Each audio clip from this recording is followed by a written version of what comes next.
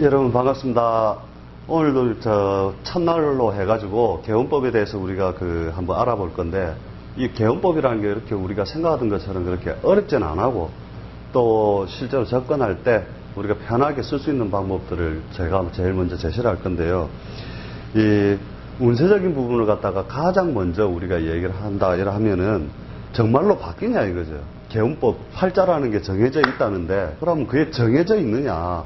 그러면 정해져 있는 걸 어떻게 바꾸느냐? 근데 실제 그렇지 않다는 거거든요. 똑같은 팔자라도 다 다르게 살거든요.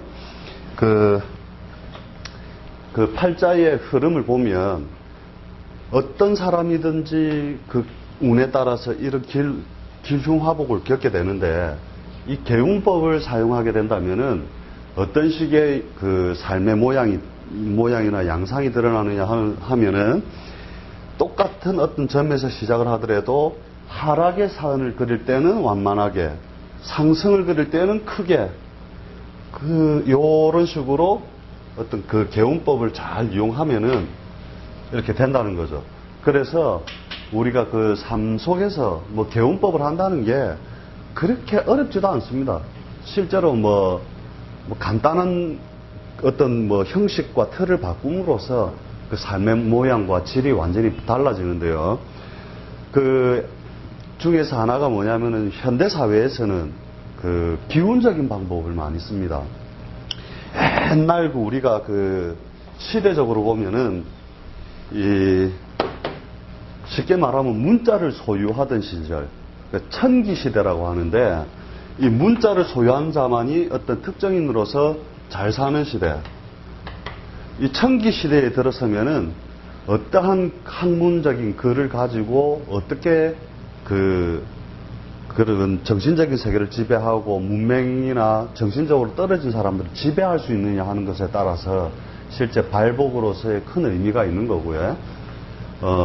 두 번째는 뭐냐면 이제 지기시대라고 해가지고, 이 지기시대에 오면은 어떤 땅을 소유했느냐, 그래서 얼마나 그 농작물을 잘 기를 수 있고 가장 효율성적인 땅을 가지느냐에 따라서 그 삶의 모양이 정해지는데, 우리가 살기 이전까지는 바로 요런 지기시대에 살았다는 거거든요. 이 지기시대의 모양이 뭐냐, 이렇게 산이 있으면 여기에 사는 사람과 그 다음에 여기에 사는 사람이 이 물이 흘러가도 다 흐르는 물의 모양, 자기가 살고 있는 고향, 그 다음에 자기가 살고 있는 곳에 대한 어떤 그런 환경적인 면에서 바닷가에 살면 바닷가에 살고 있는 어떤 정신적인 부분, 그 다음에 산에 살면 산골 사람들의 정신, 요런 것들이 크게 어떤 삶의 모양에 그 의미를 미쳤다는 거거든요.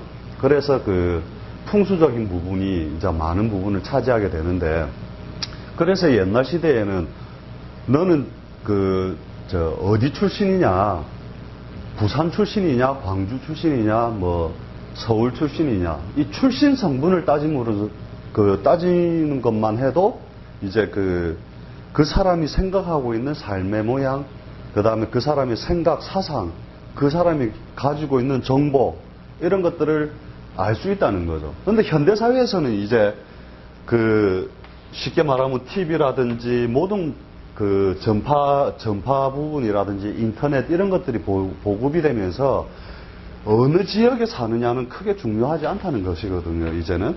여기 살든 이제 TV나 어떤 정보를 얻을 수 있는 그 수단을 통해서 비슷한 사상을 가지고 살아가게 된다는 거거든요. 그러면 현대는 뭐냐? 이제 인기시대라는 거죠. 인기시대. 그래서 이제 어디 사느냐가 중요한 게 아니라 네가 가진 정보가, 너 전공이 뭐냐, 경제학과냐, 사회학과냐, 이것이 그 사람의 생각과 사상과 이런 것들을 다 공유한다는 것이거든요. 그래서 이러한 것들이 이제 그런 기운에 의해서 방위에 의해서 오히려 이제 옛날에 보던 어떤 형식의 그 사람의 운명을 결정짓는 방면보다는 이제는 이러한 인기로서 어디에 뭐 강남에 살든 부산에 살든 인기 많은 놈은 잘 산다. 그런 거거든요. 그래서 그러한 인기 요소를 높여주는 역할을 우선적으로 우리의 개헌법으로서 먼저 쓰는데 그게 어렵지 않습니다. 옛날식으로 따지면 그러면 발복을 하려면 강남에 가서 살아라. 그 발복한다면 좋지만 내가 강남에 살 여건이 되냐 이거지. 이게 말도 안 되는 어떤 억지 이론들도 많이 있을 수 있고요. 그 다음에 무덤도 어디다 써야 된다 하는데 요즘 쓸 게 어디 있습니까? 다 묶여 있고 잘해야 화장시키거나 다 공원 묘지 가가지고 그렇게 가는 건데 그러면 우리가 살아있으면서 그래도 효율적으로 살 수 있는 방법이 없느냐? 그 첫 번째가 뭐냐면은 우리가 잠자는 방향부터 한번 바꿔보자.